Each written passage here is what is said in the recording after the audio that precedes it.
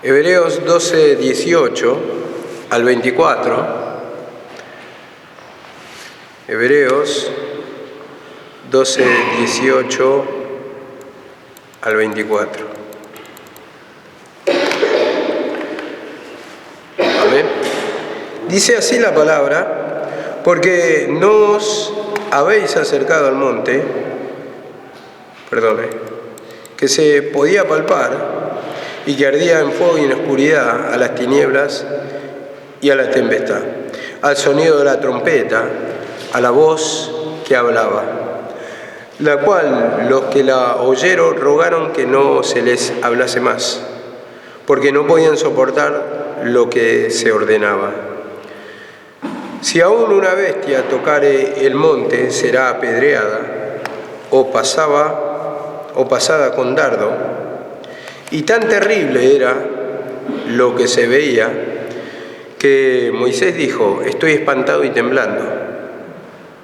Sino que os habéis acercado al monte de Sión, a la ciudad del Dios vivo, Jerusalén la celestial, a la compañía de millares de ángeles, a la congregación de los primogénitos que están inscritos en los cielos, a Dios el juez de todos, a los espíritus de los justos hechos perfectos, a Jesús el mediador de un nuevo pacto, y a la sangre rociada que habla mejor que la de Abel. Bueno, vemos acá como dice en el 2:18 que no nos acercamos al monte que se podía palpar y que ardía fuego y tiniebla, oscuridad, tempestad, la trompeta, la voz que hablaba, la cual rogaron que no se le hablase más, porque no podían soportar lo que se le ordenaba. Y si una bestia se acercaba, dice, al monte, era apedreada o traspasada por un dardo. Tan terrible era lo que veía que Moisés dijo: estoy espantado y temblando. Vemos esta primera parte. Lo agarra de una expresión que está en Éxodo 16. Vamos a tocar los versículos y después vamos a dar un poquito del desarrollo, que está hablando con respecto a la ley. Dicen: no se han acercado al monte que se palpaba, sino al monte de Dios, a la presencia del Señor.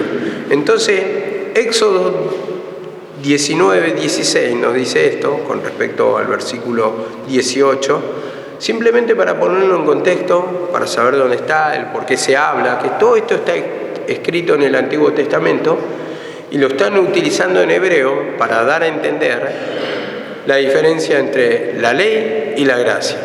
Vemos que acá está habiendo una visión de condenación, una visión de espanto, una visión en la que dice que no soportaba lo que se ordenaba, diciendo que no podían cumplirla, y ahí hallaron condenación, que trajo miedo, temor, espanto, porque no lo podían cumplir.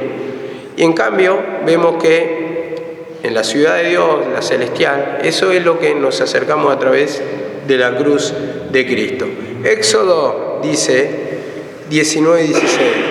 Y aconteció que al tercer día, cuando llegó la mañana, hubo truenos, relámpagos y una densa nube sobre el monte, y un fuerte sonido de trompeta, y tembló todo el pueblo que estaba en el campamento. Después, ustedes, si lo siguen leyendo, van a ver cómo coinciden todas las figuras que está hablando acá en Hebreos, cómo coincide con las figuras que están en el Éxodo, en el Antiguo Testamento. Deuteronomio nos dice algo parecido. Dice en Deuteronomio 4:11 también: os acercasteis, pues, y permanecisteis al pie del monte, y en el monte ardía en fuego hasta el mismo cielo, oscuridad, nube y densas tinieblas. Vemos la figura, ¿no?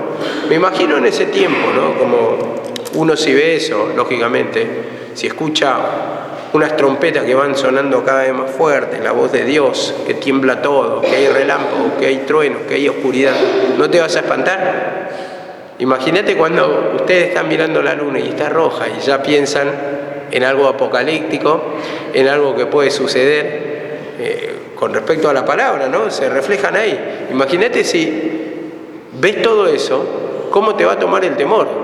Entonces, vemos que usa toda esa figura del Antiguo Testamento, que está nombrándolo acá, para entender cómo trae condenación, cómo trae temor la ley, cómo trae inseguridad, cómo trae miedo, cómo no la podían cumplir, cómo no la podían soportar.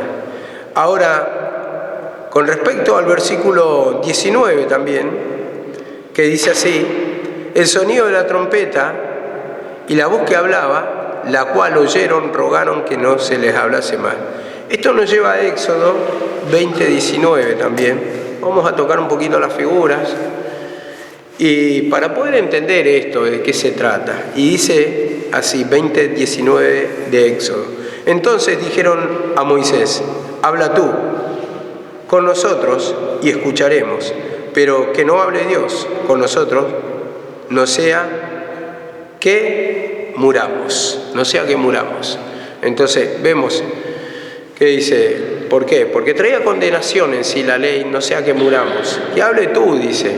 ¿Por qué? Porque Isaí entendía que estaban en pecado a través de la ley de Moisés, de lo que se le ordenaba, entonces no se podían acercar, y Moisés ya le había dicho: no se acerquen para que nadie muera, y si una bestia se acercare, será muerta. Entonces vemos que ya está mostrando lo que es la santidad de Dios y lo que es el pecado del hombre. El pecado siempre trae condenación, y dice: la paga del pecado es muerte, dice la palabra, ¿no? Entonces dice acá la palabra: le rogaron que no se les hablase más, porque no podían soportar lo que se le ordenaba. ¿Por qué no podían soportar? Porque no lo podían cumplir. Entonces, hablando de santidad, hablando de cumplimiento de la ley, era algo que ellos sabían que estaban en falta. Entonces esto traía condenación, y la condenación en sí trae temor, porque sabés que te va a tocar el castigo, ¿no? Y como dice la palabra, horrenda cosa es caer en la mano de Dios vivo. Entonces dice acá también, no podían soportar, y dice: si una bestia tocar el monte, será apedreada o traspasada con dardo. Y tan terrible era lo que veía Moisés, que dijo: estoy espantado y temblando. Estoy espantado y temblando. ¿Por qué? Porque veía toda esa figura. Era terrible, dice, como digo. Estaba temblando Moisés, que dentro de todo era el hombre de Dios, el consagrado para el Señor, y Dios lo había llamado. Imagínate qué queda de nosotros, o qué queda de un hombre pecador, un hombre que no administra a Dios, un hombre que sabe que está en falta con Dios. Son cosas que uno, al ver algo así apocalíptico, se va a espantar, y no va a querer que suceda sobre su vida. Cuando ve muerte de un familiar, cuando ve enfermedad, cuando ve choque, cuando ve accidente, entonces uno se espanta, y mucho más cuando, uno está en falta, ¿no? Y sabe que está en falta y que se tiene que arrepentir, y por ahí escucha de algún caso de una enfermedad, de una muerte, de algún ser que conoció, alguna persona que conoció, o ve un accidente, cómo viene, ¿no? Conmovido. Entonces uno reflexiona y uno dice: me voy a poner a cuenta con el Señor. Y todo esto creo que le sucedía en el Antiguo Testamento a estas personas que sabían que no podían cumplir, que estaban en falta con Dios, que estaban en pecado. Entonces prefirieron que le hable a Moisés para que no le hable a Dios, no sea que muramos, porque nosotros somos hombres pecadores. Vemos cómo se le presentó, no me recuerdo bien a quién, pero se le presentó la presencia de Dios, y dice que cayó como muerto. Dice, no sé si me puede ayudar alguien, era uno de los profetas, que vio y cayó como muerto. Recuerdo, creo que es Isaías o Daniel, no recuerdo bien, pero cayó como muerto, dice, cuando vio la visión de un ángel. Entonces vemos que justamente está hablando de espanto, de temor, de miedo, cómo provoca ese pavor cuando uno se sabe que tiene la naturaleza del pecado y que la está mezquinando. Entonces por eso nos llama a la santidad, a la humillación. Y sin embargo, aunque estemos en santidad, en humillación, sabemos que nos falta más, que siempre Dios es soberano sobre todo. Vemos que es perfecto, y vemos que, imagínate, yo digo, por ejemplo, era Moisés, ¿no?, que estaba hablando, pero imagínate que esté hablando Dios entre nosotros. Yo creo que nos vamos a espantar. Lo primero que vamos a hacer es tirarnos todo al piso, así encorvado, de tanto temor que nos va a agarrar. Ya no va a haber esa incredulidad, esa apatía, que tengo frío, que nuestra mente va a estar volando. Vamos a escucharlo, pero conmovidos, con temor y temblor, postrado totalmente, porque es Dios. Entonces, así vemos que debería ser nuestra alma ante el Señor. Pero como tenemos la naturaleza de pecado, tenemos la incredulidad, siempre vemos que en el frente habla del hombre, como lo tomaron por Moisés. Moisés era hombre, entonces preferían que le hable el hombre y lo tomaban como voz de hombre también, porque se le revelaron también a Moisés. A Moisés también lo querían, como dijo él mismo, un poco más y me apedrea este pueblo. Entonces, muchas veces uno está así, ¿no? Y bueno, acá está mostrando la figura y me lleva al versículo de Deuteronomio 9:19. 9:19. 9:18 voy a leer. Con respecto al 21, que estaba temblando, dice, no soportaban esa voz.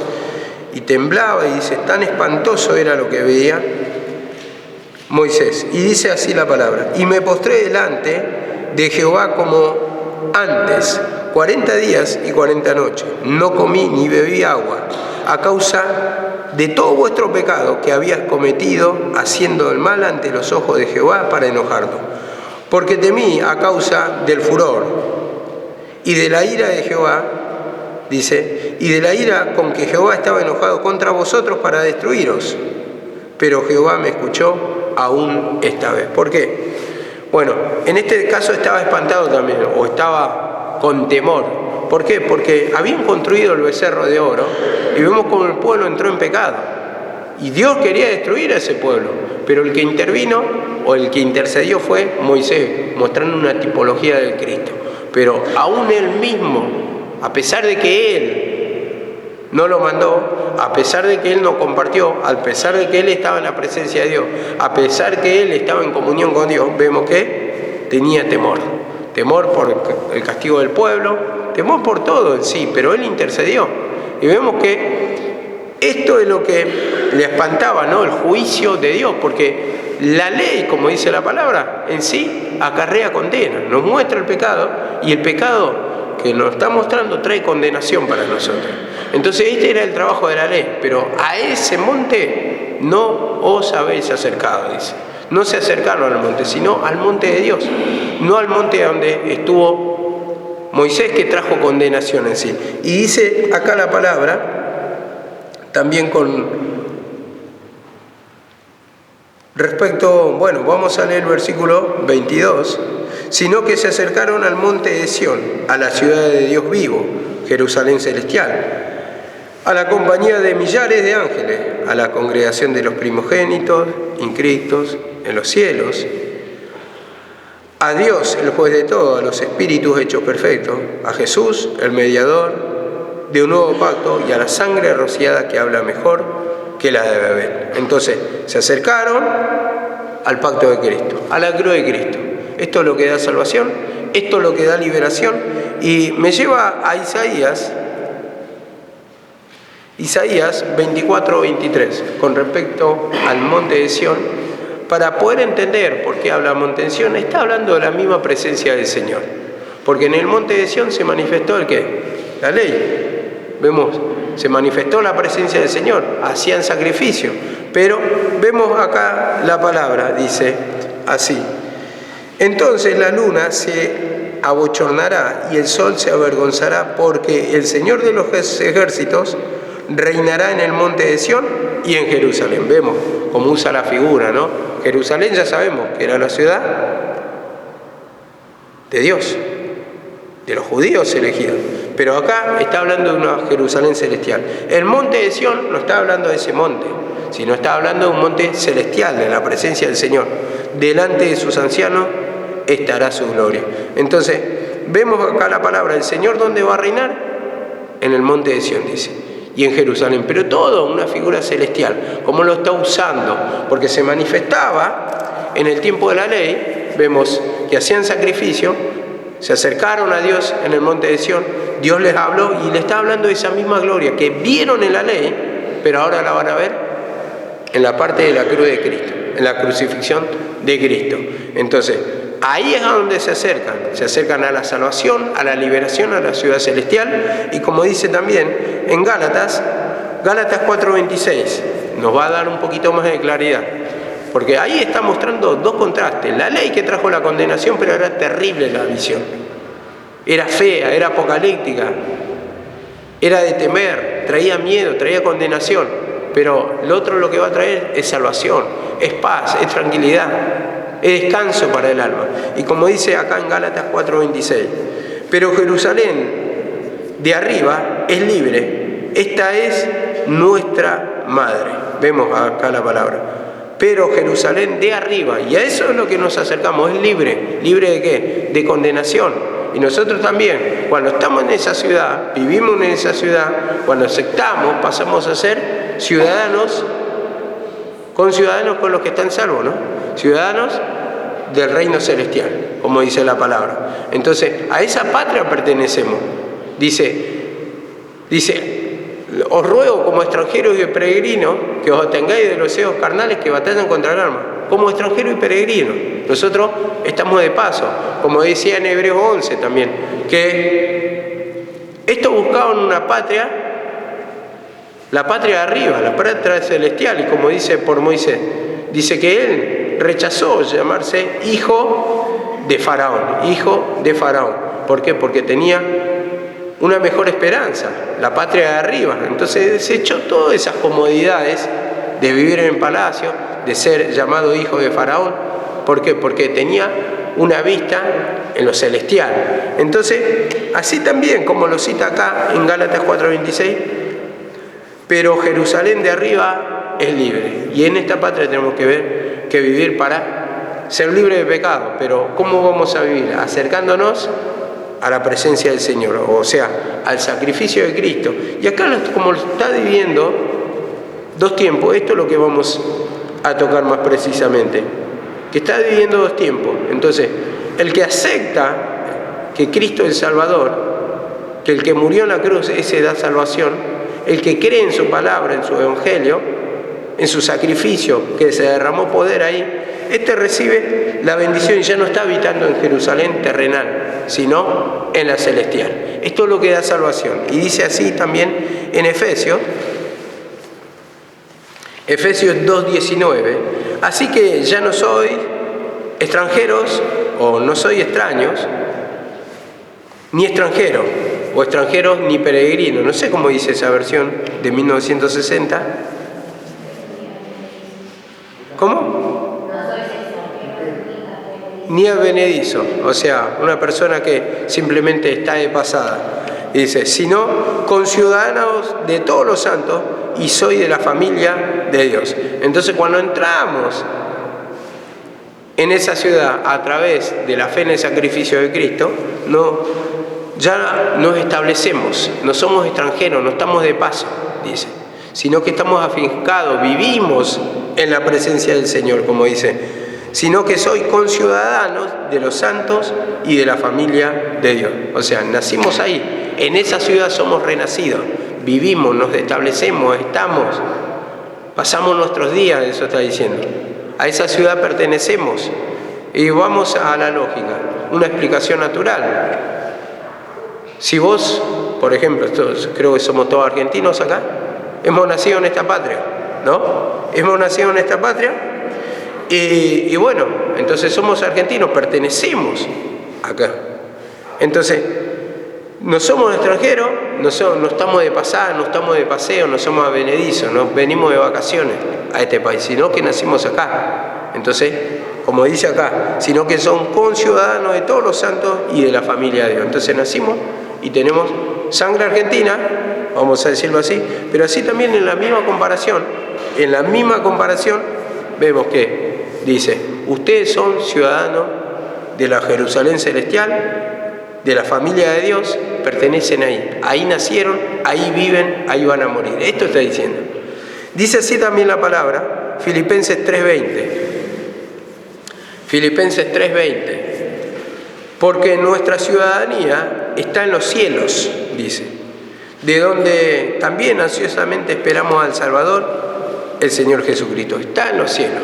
Y nosotros ya somos conciudadanos con todos los santos, dice. Ya no somos extranjeros, dice. Acá lo afirma en tiempo presente en Efesios.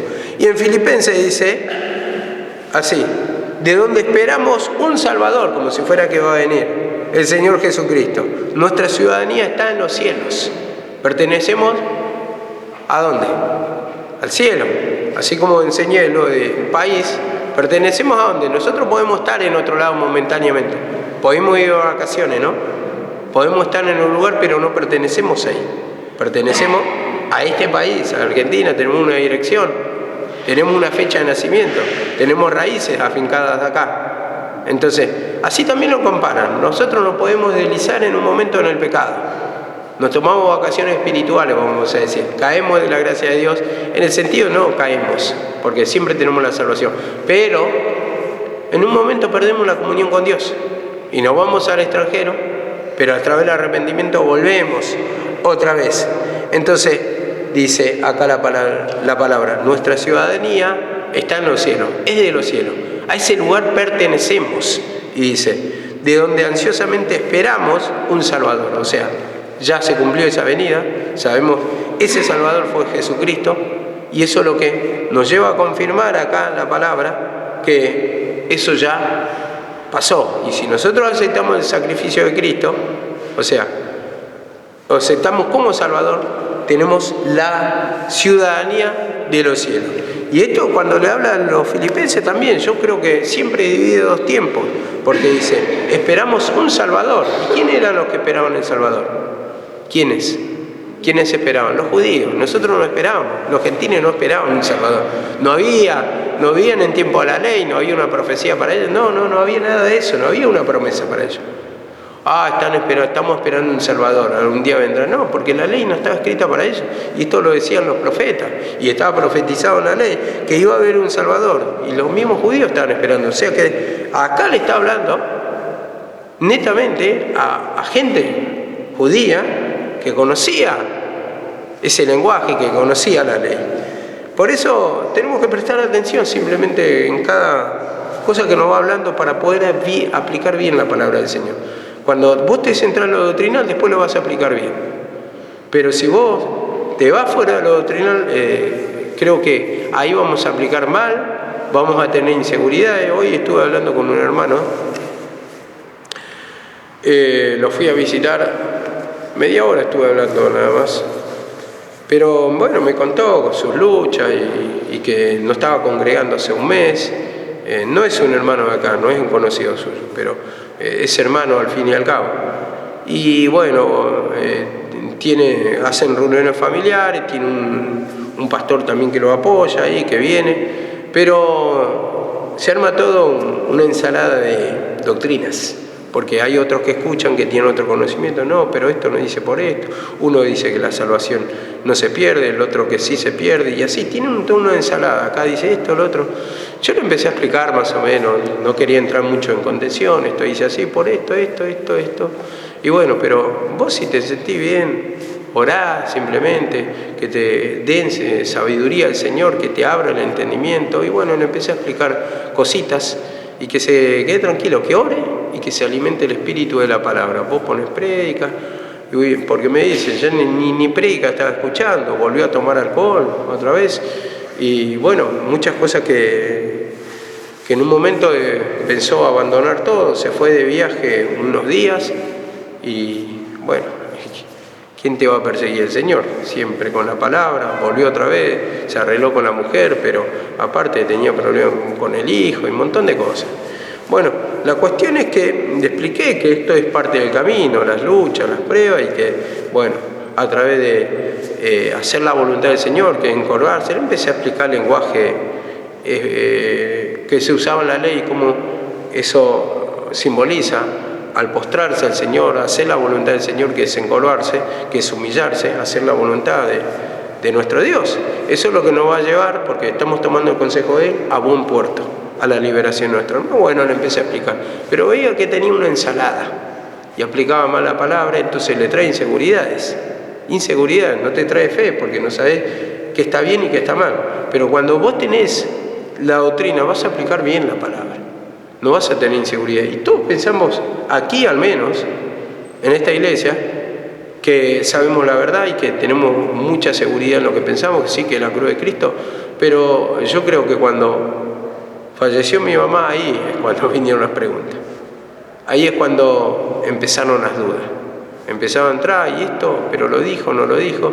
Y yo empezaba a afirmar las cosas que me quedaron en la cabeza y a través del tiempo empecé a explicar lo que escuchaba del audio. Decía, bueno, está bien esto.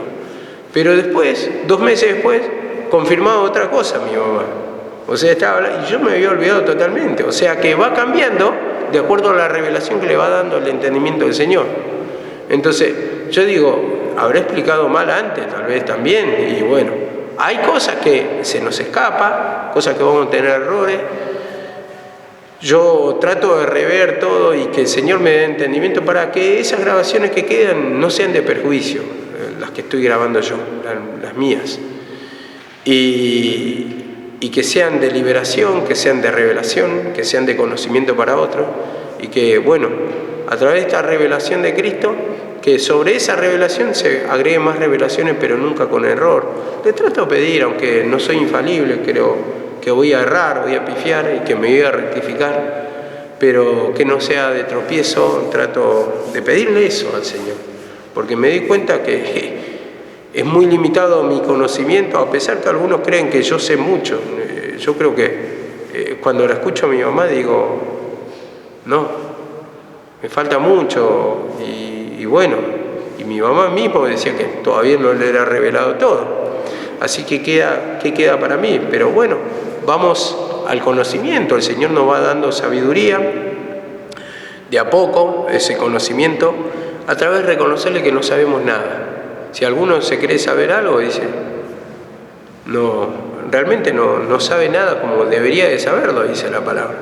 Entonces la sabiduría viene de lo alto, viene de Dios, y esto es reconocer que somos necios todavía, que nos hace falta ser adoctrinado, enseñado, que no se acaba solamente todo en pedir perdón, sino que después hay un contexto, hay una explicación, hay un desarrollo, que lo que tenemos que ir estudiando, porque a veces decimos esto y acá dice la humillación y por esto, y tal vez hay un contexto, el por qué se explica, que tal vez está bien la humillación, pero vos le tenés que explicar el por qué se aplicaba en ese tiempo y todo, y bueno, son las cosas que muchas veces nos faltan, el estudio práctico, entrar en la presencia del Señor, dedicarle el tiempo, que muchas veces uno mezquina ese tiempo, no quiere dedicarle el tiempo, entonces piensa que todo se acaba con pedirle perdón, simplemente orar, pedirle perdón, orar, que creo que para despojarse de pecado es bárbaro, pero para el conocimiento de la palabra, para lograr desarrollar, no puedo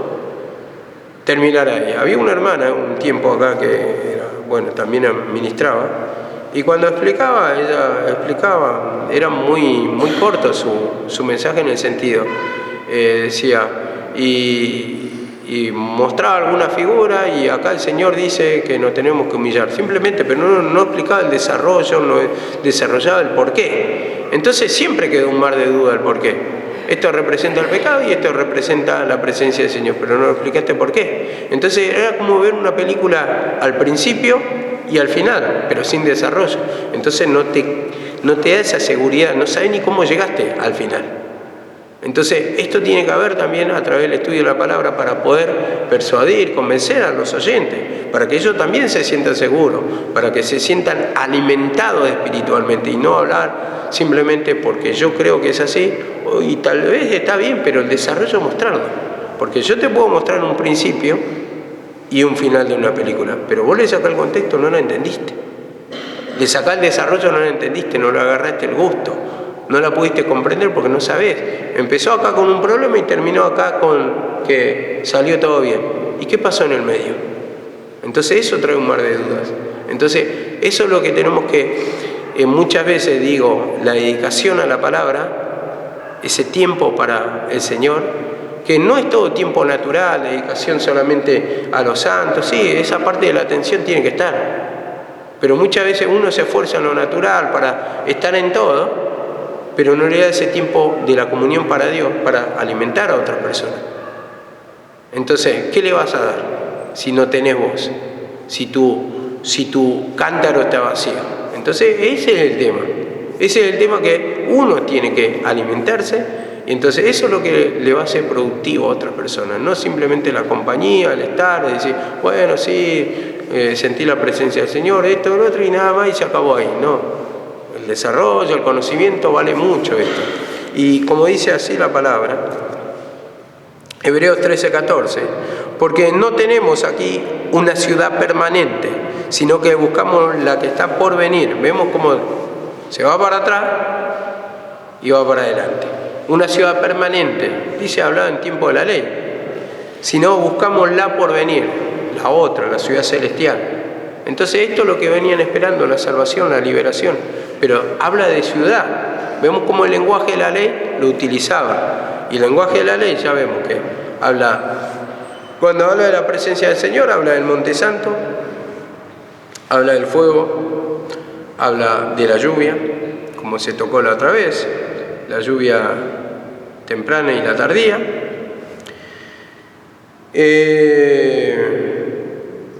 Habla del árbol, habla del camino, habla de tantas formas, habla del arca, que está simbolizando la presencia del Señor, que estamos protegidos en la palma de su mano, como dice la palabra.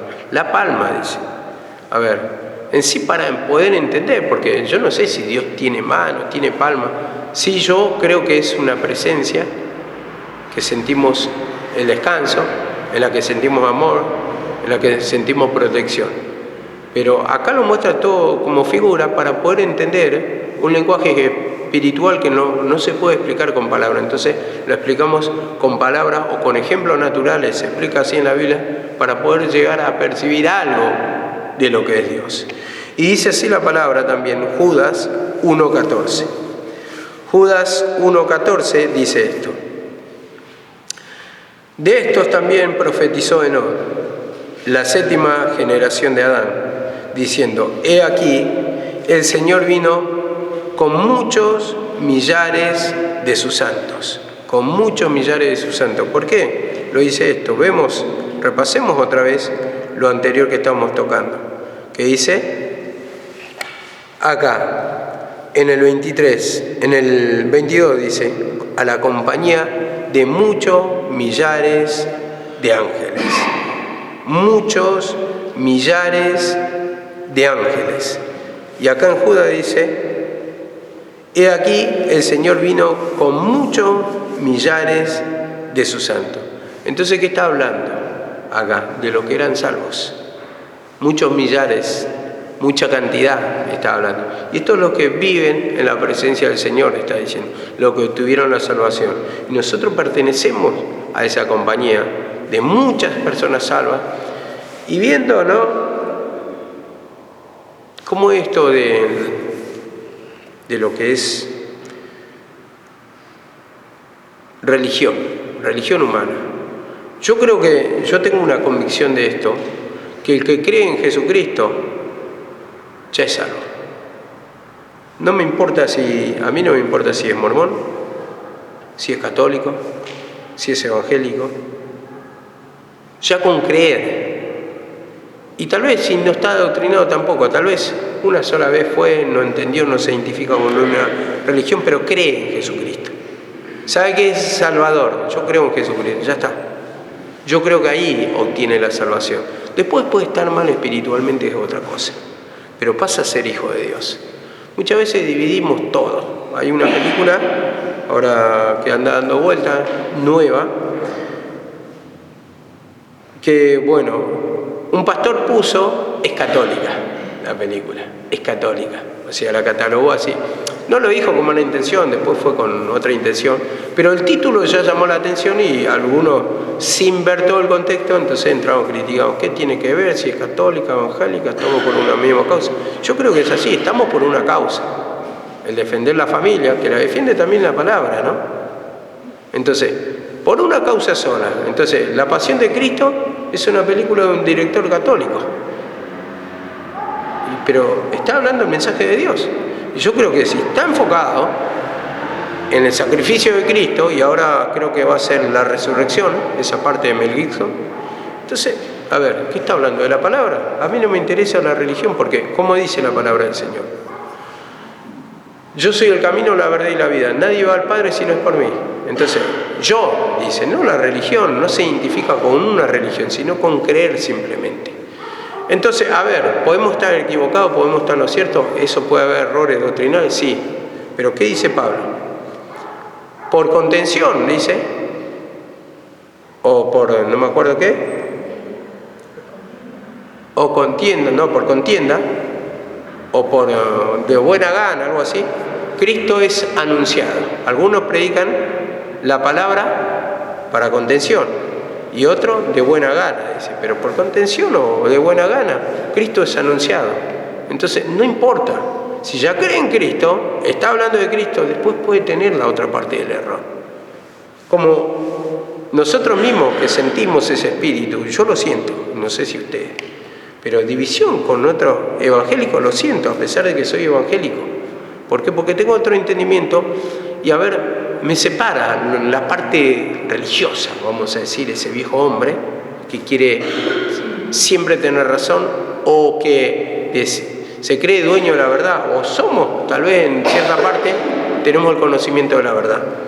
Pero ¿qué pasa? Otros practican de los evangélicos lavado de pies, otro unción de aceite, otro el bautismo, otro la Santa Cena. Bueno, estará todo en cuestión del entendimiento. Y por ejemplo, los católicos, lo más vistoso para nosotros es que tienen la Virgen. Para nosotros no corresponde adorar a la Virgen, sino adorar a Dios, y ella la presenta un poco más, porque no es solamente veneración como intercesora. Y le piden, yo te pido, Virgencita, de Luján, no sé, hay expresiones como los mexicanos dicen Virgencita de Guadalupe, y en Paraguay Virgencita de Cacupé, yo te pido que hagas un milagro, así. Son muy devotos. Esas naciones al menos son muy católicas, muy católicas. Entonces vemos que hay unos errores, pero ¿qué pasa? Ellos son cristianos también porque creen en Jesucristo en sí. Y al tener la fe en Jesucristo, ya ahí está la parte de que son cristianos. Porque tienen una convicción, y la convicción es lo que le da salvación. A eso es lo que voy. Entonces, vemos que justamente esos santos hablan de millares, como dice acá. Entonces, yo había compartido una vez con un mormón y él me contaba de lo que le enseñan, y en una parte que no, decía que no vamos a sorprender la cantidad de millares y millares que van a ver en el cielo, que nosotros no creíamos que iban a ser salvos. Entonces yo creo que así también se van a sorprender muchos cuando encuentren a seres queridos que ustedes creen que no, que sí, no, pero porque era de esta religión, no. Si creen en Jesucristo, ya obtienen la salvación. Una pequeña convicción así, chiquitita. Entonces, eso es lo que le va a dar la salvación. Los anticristos son los que, dice la palabra que habíamos tocado, los que no creen, los que no confiesan que Cristo es el Salvador. Pero el católico sabe, o sea, ¿qué es? ¿A quién predica? Al Cristo. El evangélico, al Cristo. Los mormones, al Cristo. Lo que pasa es que lo llevan ellos en la parte doctrinal. Parece que si no están en la parte de su doctrina, parece que no vas a tener salvación. Y es una gran mentira, porque por gracia somos salvos, por regalo. No tenemos que hacer más nada, creer solamente. Cree y verás la gloria, dice. Bueno, de esa manera también nos acercamos a Dios. Ahora dice en Apocalipsis 5:11, con respecto también a lo que estamos tocando, millares y millares, dice: y miré y oí la voz de muchos ángeles alrededor del trono, y de los seres vivientes, y de los ancianos, y el número de ellos era miriadas de miriadas, y millares de millares, como dice la canción, ustedes que siempre la escuchan. Bueno, entonces vemos que son muchos, esa es la cantidad, muchos, los que van a creer, los que creen, pero ya tenemos la salvación, aunque vos no lo ves. A esto quiero tocar. Los que aceptan ya tienen, o sea, ya están en la presencia de Dios, ya son conciudadanos. Y vos tal vez, por la mirada religiosa, condenás, decís: no, pero esto no, porque no se arrepiente, por esto, lo otro, no. Es creer, es creer, es creer. Nadie se puede arrepentir totalmente de todo, porque totalmente toda la palabra no sabemos. Nos arrepentimos de la incredulidad del sacrificio de Cristo, sí, perdóname de la incredulidad a tu sacrificio. ¿Para qué? Para recibir esa manifestación de salvación, vamos a decirlo así. Pero nos arrepentimos y estamos creyendo. ¿Por qué? Porque vamos al Salvador. Por eso decimos nos arrepentimos. Porque ¿a quién vamos? A confesar el pecado. A Jesucristo. Entonces, sabiendo que Él nos va a libertar de nuestro pecado. Por eso está hablando de ese Salvador. Muchas veces no tomamos ni la noción ni la trascendencia de lo que decimos. Entonces, en ese sentido tenemos que meditar para que nos abra el entendimiento al Señor, pedirle el entendimiento. Y con respecto al versículo 24, el versículo 24 nos dice que a Jesús, el mediador de un nuevo pacto, y a la sangre rociada que habla mejor que la de Abel. Vemos, lo confirma ya a Jesús, el mediador. Su sangre habla mejor de la que habla la sangre de Abel. Dice en 1 Timoteo 2:5, porque hay un solo Dios y también un solo mediador entre Dios y los hombres. ¿Quién dice? Jesucristo hombre. A este nos acercamos. Un solo mediador. Un solo mediador. Entonces, el creer en Jesucristo nos lleva al Padre, a la presencia del Señor, a los cielos, al descanso, a nuestra liberación. Porque nosotros le confesamos el pecado al Salvador. ¿Por qué? Porque sabemos que vamos a ser libres. Entonces ahí estamos poniendo la fe en Él, para que Él destruya ese pecado, haga la obra, aunque ya lo destruyó en la cruz del Calvario. Digo esto, lo destruyó ¿por qué? Porque derramó su poder. Y ese poder es eterno. Entonces le clamo hoy, va a hacer la obra hoy. Le clamo mañana y ese antídoto va a estar otra vez ahí al alcance de la mano para que me liberte. Y dice así la palabra en Hebreos 8:6. Hebreos 8:6. Pero ahora Él ha obtenido un ministerio tanto mejor, por cuanto también es el mediador de un nuevo pacto, establecido sobre mejores promesas. Dice, mediador de un nuevo pacto, y está hablando de la cruz de Cristo, de su sacrificio, establecido sobre mejores promesas. ¿Y las mejores promesas qué eran? La salvación. Mejores promesas.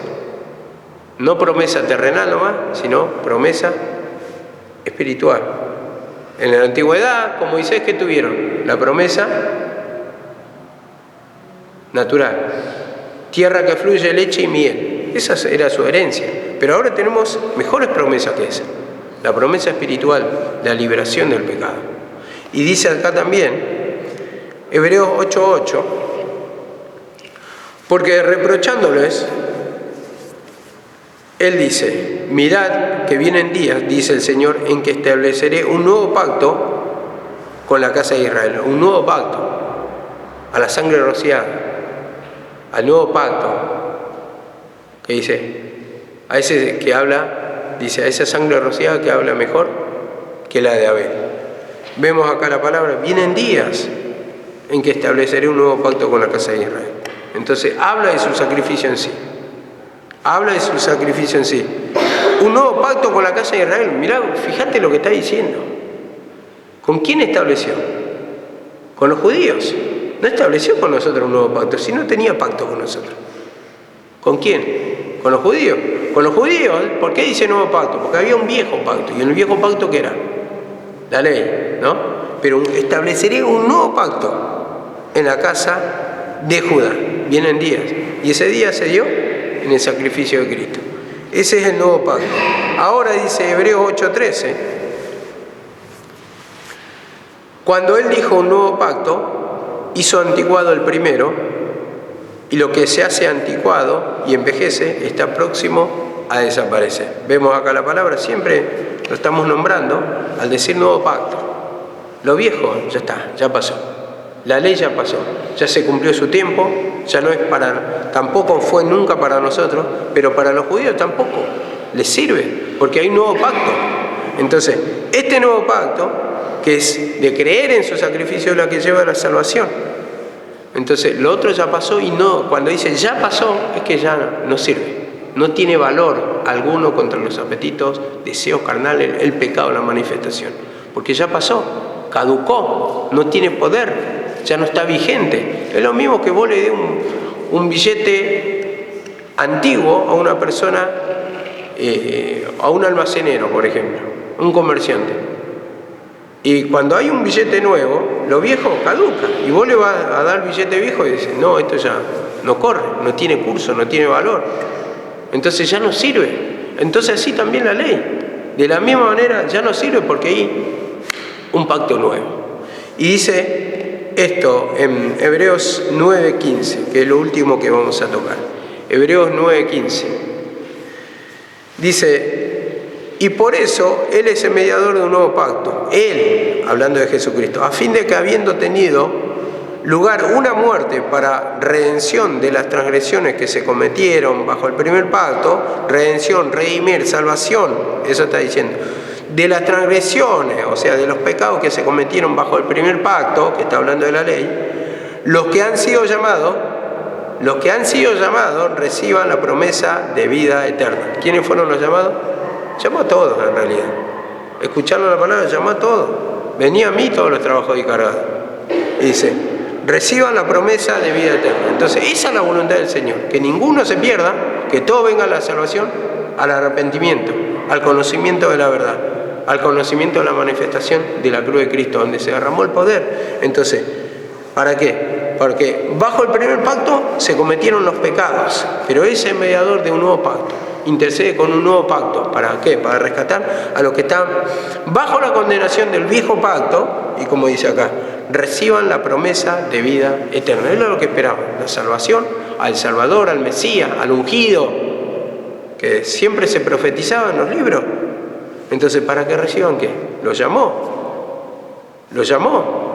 Entonces, al arrepentimiento. Yo soy el Cristo. Lo estaba llamando ahí. Reciban la promesa de vida eterna. El que cree recibe salvación, y el que no cree ha sido condenado, dice la palabra. Amén. Seguimos mañana.